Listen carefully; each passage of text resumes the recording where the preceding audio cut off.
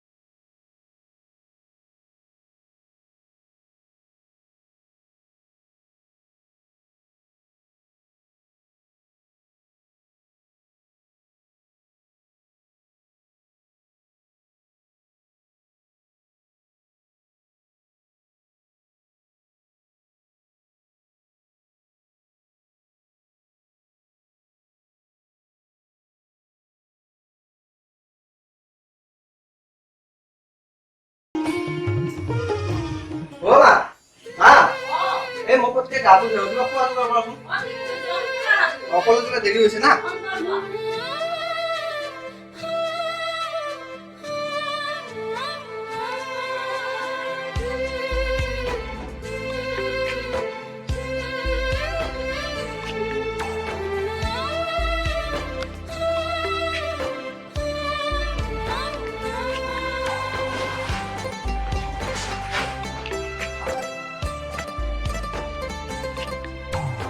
Hola.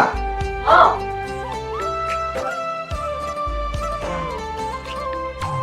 Mau berdoa apa?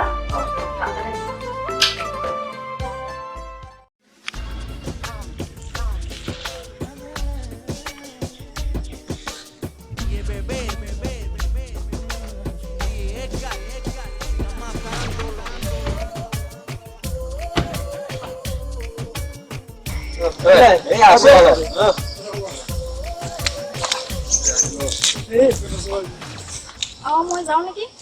তুমি কি class কৰিবা নেকি ক্লাছ এতিয়া নহয় আৰু আজিকালি নতুন ষ্টুডেণ্টবিলাক আহি আছে কেইদিন এতিয়া আমি ৰেগিঙতে কৰোঁ কেনেকৈ অকণমান কি অকলে আহিব মোৰ বান্ধৱী দুজনী সিহঁতে আহি আছে দেখোন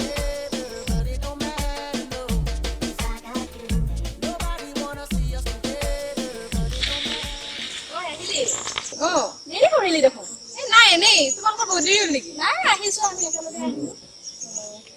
আজি ক্লাছ কৰিবি জানো নাই ক্লাছ আজি নকৰোঁ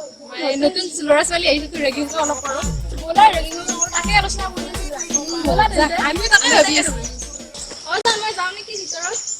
ঠিক আছে যাবা হেৰি কিবা যদি প্ৰব্লেম হয় জনাবা মোক বাই বাই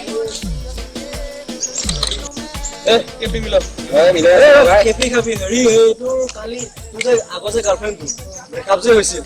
সেইদিনাখনেই আমাৰ ইয়াৰ যে কোচি তাৰ লগত দেখা পালো নহয় এতিয়া একদম ৰিলেশ্যন নাই ইমান ফাল্টু ছোৱালী নেকি এই দিনাখন তোৰ লগত আছিল এতিয়া আকৌ বেলেগৰ লগত ফাল্টু ছোৱালী হেৰি আমি এটা কাম কৰো আমি থাকি কি হ'ব আমি অলপ ভিতৰত যাওঁ লেভেল চেভেল দিওঁ নেকি অলপ ভিতৰতে আদা দিওঁ বঢ়িয়া কেপিটো খাই লওঁ বঢ়িয়া তুমি যে ইয়াতে আহিলা ইয়াৰ তুমি কি কৰিব বিচাৰা ভাল লাগে তোমাৰ কথাখিনি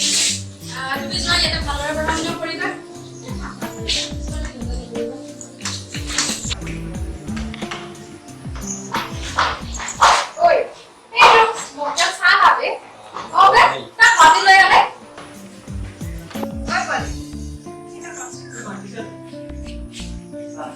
বাইদেউ মোক মাতিছিল নেকি সাধাৰে কওঁলা নেকি তই মানে মোক গম পোৱা নাছিলো আৰু কিয় মাতিছো তই গমেই পোৱা নাই নেকি মোৰ লাগে সৰু ল'ৰা চিনিয়ৰ কেনেকৈ ৰেছপেক্ট কৰিব লাগে নাজানে নেকি মেডামক গুড মৰ্ণিং ক গুড মৰ্ণিং বাইদেউ চিনিয়ৰ কেনেকৈ মৰ্ণিং ক'ব লাগে নাজানা নেকি হা মায়ে তাতে এয়াই শিকাইছে কৰি ধৰি ক ঐ কি যাব লাগি চাই আছে জলদি ক গুড মৰ্ণিং বাইদেউ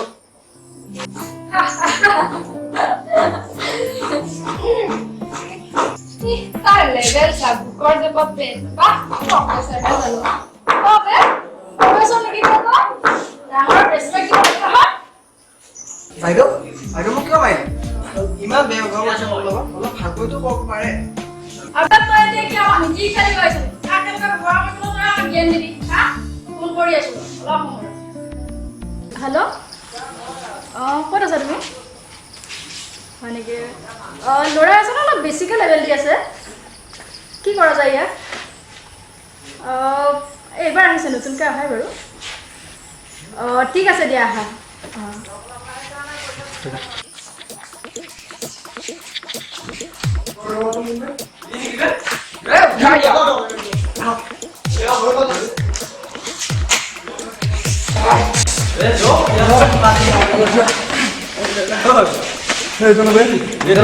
কি বে তই কি চিনিয়ৰক কেনেকৈ ৰেচপেক্ট কৰিব নাজানো নেকি তই কি লেভেল লৈছিলি হা নহয় দাদা মই একো কোৱা নাছিলোঁ কি একো কোৱা নাছিলোঁ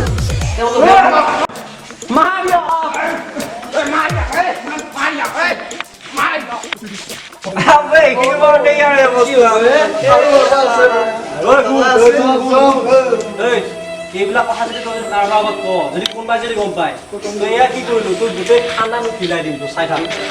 কোনো গম নাপায় কি হৈছে তোমালোকে কি হৈছে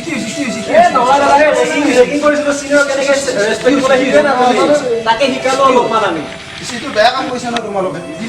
বেয়া কাম কেনেকে ৰেচপেক্ট দিব লাগে বেয়া কাম কৰিলা না তোমালোকে ৰেগিং কৰিব লাগে হয় কিন্তু এনেকুৱাকে মাৰপিট কৰিব নালাগে নহয় তেওঁলোক নতুনকৈ কলেজত অহা ল'ৰা ছোৱালী ইহঁতৰ হেজাৰ সপোন আছে অন্তৰত কিন্তু তোমালোক চিনিয়ৰ ল'ৰা ছোৱালী চিনাকি হ'ব লাগে কিন্তু ৰেগিঙৰ নাম এনেকৈ মাৰপিট কৰিব নালাগে নহয় ইচি উঠা চিনিয়ৰক ৰেচপেক্ট দিবৰ কাৰণে শিকি নাহিলে ইহঁতে বুজাবা নতুনকৈ ভাল ল'ৰা চিনাকি হ'বা যে এনেকৈ মাৰপিট কৰি চিনাকি নহয় এইটো বেয়া কাম কৰিছা তোমালোকে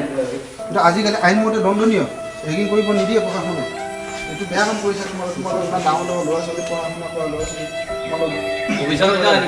এনেকুৱা কাম নকৰিবা তোমালোকে ছাত্ৰ-ছাত্ৰী আহিব নিজৰ ভাই ভণ্টি নিচিনাকৈ চা চিনাকি হ'ব আৰু মিলি থাকিবা কথাটো একে উঠোৱা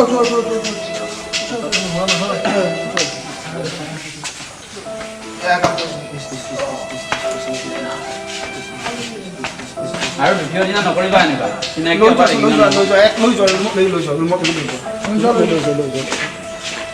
ঠিকেই কৈছিল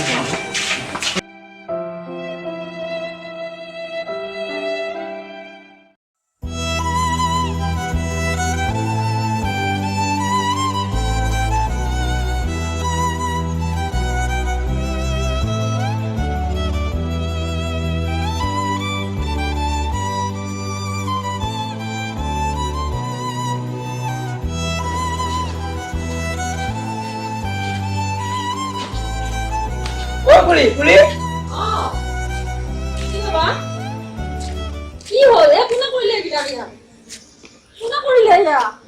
বাবা কোনে কৰিলে বাবা লৈ আছো পিতাৰ লৈ আহা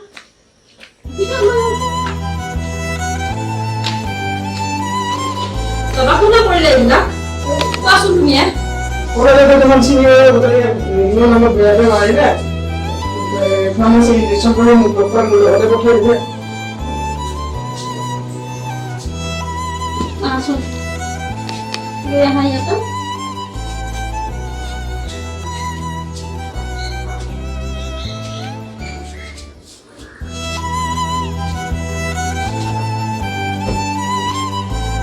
তোমাক দেখুৱাই দিয়াচোন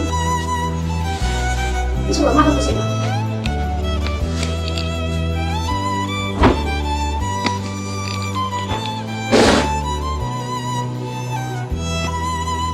বাবা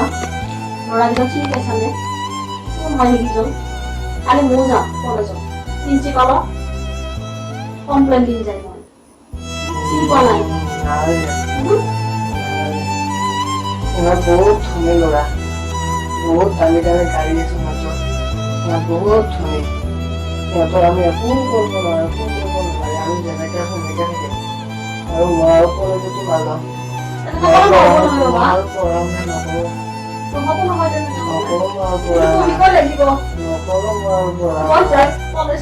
প্ৰিন্সিপালক কম গৈ জানানে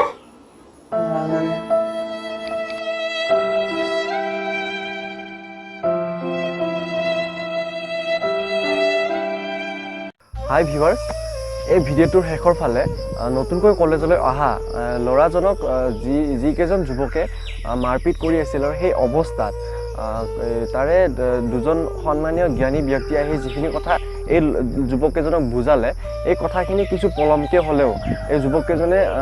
বুজি পায় আৰু সিহঁতে যে ইমান দিনে বহুত ভুল কাম কৰি আছিল সেই কথাখিনি সিহঁতে উপলব্ধি কৰে। আৰু নতুনকৈ কলেজলৈ অহা ল'ৰাজনক মাৰপিট কৰা এই যুৱতী কেইগৰাকী মিলি গোটেইকেইটাই মিলি তেওঁৰ ওচৰত যায় আৰু তেওঁৰ ওচৰত ক্ষমা প্ৰাৰ্থনা মাগে আৰু ল'ৰাজনেও ক্ষমা কৰি দিয়ে। কিন্তু ল'ৰাজনে যিহেতু কলেজ নাহোঁ বুলি কৈছিলে সেই গতিকে তেওঁ কলেজ নাহাতেই ঠিক কৰিছিল, কিন্তু গোটেইকেইটাই মিলি পিনে তাক কলেজলৈ লৈ আহে আৰু কলেজত আটাইয়ে মিলি ভাই ভনী নিচিনাকৈ থাকিবলৈ লয়। আৰু যিকেইজন সন্মানীয় ব্যক্তিয়ে এই যুৱককেইজনক তেওঁলোকে কৰি থকা কামখিনি ভুল আছিল বুলি দেখুৱাই দিছিল, তেওঁলোকৰ সেই কথাখিনিৰ বাবে এইকেইজন যুৱকৰ চকু খোল খালে আৰু এজন যুৱকৰ জীৱনটো ধ্বংস হোৱাৰ পৰা ৰক্ষা পালে। এতিয়া কথাটো হ'ল যে আমি এই যি ভিডিঅ'টো দেখুৱালোঁ, আমাৰ এই ল'ৰা ছোৱালীখিনিয়ে এই কথাখিনি বুজি পালে আৰু তাৰ ফলত এজন ল'ৰাৰ জীৱনটো ধ্বংসৰ পৰা ৰক্ষা পালে। কিন্তু এনেকুৱা ঘটনা আমি বহুত ডাঙৰ কলেজসমূহৰ পৰা বহুত এনেকুৱা আমি দেখিবলৈ বা শুনিবলৈ পাওঁ, কিন্তু সেইসকলক বুজাব কোনে? এইটো এটা বহুত ডাঙৰ গুৰুত্বপূৰ্ণ বিষয়। গতিকে এই ক্ষেত্ৰত আমাৰ যিখিনি কলেজ কৰ্তৃপক্ষ আছে সেইসকলে গুৰুত্ব বা নজৰ দিয়াটো অতিকে প্ৰয়োজন। আজিৰ প্ৰজন্মৰ একাংশই যিবোৰ ৰেগিঙৰ নামত অনৈতিক কাৰ্য সংঘটিত কৰি আহিছে, ইয়াৰ ওপৰত নিজৰ মাক দেউতাক তথা শিক্ষানুষ্ঠানখনৰ শিক্ষাগুৰুসকলে নজৰ দিয়াটো অতিকে প্ৰয়োজন, কাৰণ এইবোৰ কাম আইনমতে দণ্ডনীয়।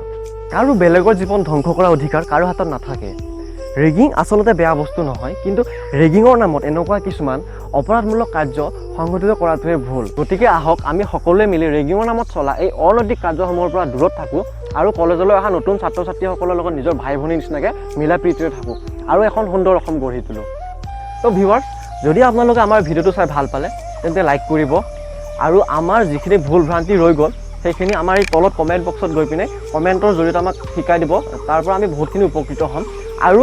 আমাৰ চেনেলটো ছাবস্ক্ৰাইব কৰিবলৈ নাপাহৰিব। Thank U.